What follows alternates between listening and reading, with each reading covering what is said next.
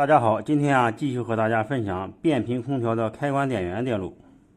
我们以前说到 PFC， 经过 PFC 电路以后这还变成了一个310伏的直流电压。这个电压呢，一路送给模块，另一路呢就送给我们的开关电源。开关电源呢也很简单，有一个电源管理芯片。电源管理芯片是内部集成了 IGBT 管，就是开关管。我们来看一下从左边开始，这是3个1兆的电阻，还有一个18K 的电阻。这儿呢分得了一个 1.9 伏的电压。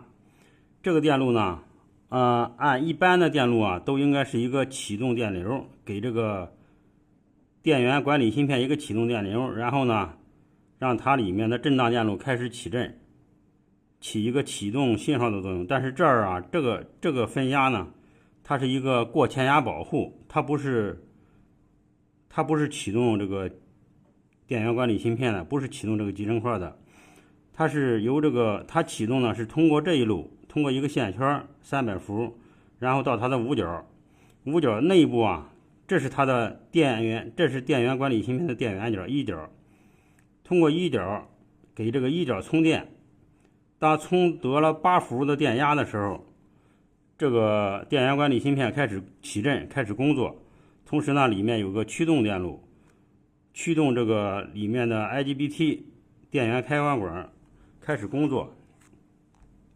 这个时候呢，这个振荡电路就起振了，也就是说，这里面就开始流过电流，就是导通截止，就已经起振工作了。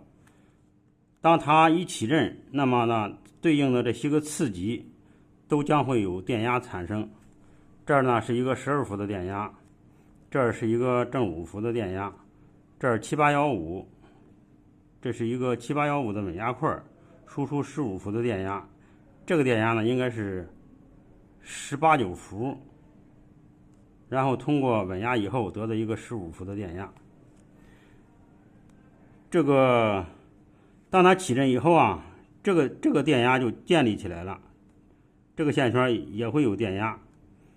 这儿呢，这个电源呢，不再靠它内部为它充电，而是这儿呢就建立起一个自己的电源，它呢就可以长期稳定的工作了。4角呢是它的稳压电路。它的稳压电路是怎么来的呢？我们看一下，这是一个正5伏。假如说某种原因使正5伏电压升高的时候，这时呢这一点的电压也是升高的。这一点的电压升高以后这个 TL431 这是起一个稳压的作用，这里面的电流就会增大。它的电流增大，那么呢这个二极管导通就会发光。二极管发光以后这面的3极管它呢电阻就会减小，4角的电压将会降低。4角电压变化以后就可以调整电源管理芯片内部，使它的导通时间减少，截止时间增长。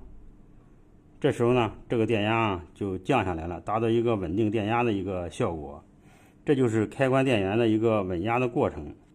这儿呢，这是一个尖峰吸收回路，就是在初级线圈的两端。当它截止的时候，将会产生一个下正上负的一个特别高的一个电压。这时候呢，通过二极管电阻电容给它释放掉，保护了我们的开关管和这个变压器。这是一个变压器，是一个整体。这个开关电源的工作效率是很高的。这个变压器可以做得很小，就是这个黄色的，这就是变压器，开关变压器。这儿呢就是电源管理芯片，内部它集成了一个 IGBT 管，就是开关管。这儿呢就是它的整流电路，5伏、12伏的电路，这几个呢是滤波电容。这是反馈的那个光偶，这是 TL431，所有的稳压电源电路就在这一块儿。